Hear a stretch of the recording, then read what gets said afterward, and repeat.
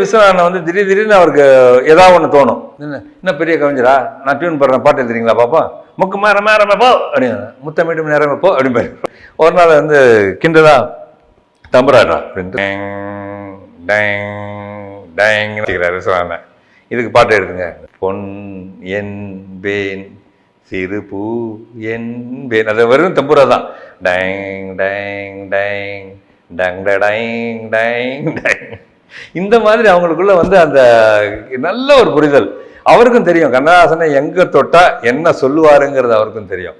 பொன்னென்பேன் சிறு பூவென்பேன் காணும் கண்ணென்பேன் வேறு என்னென்பேன்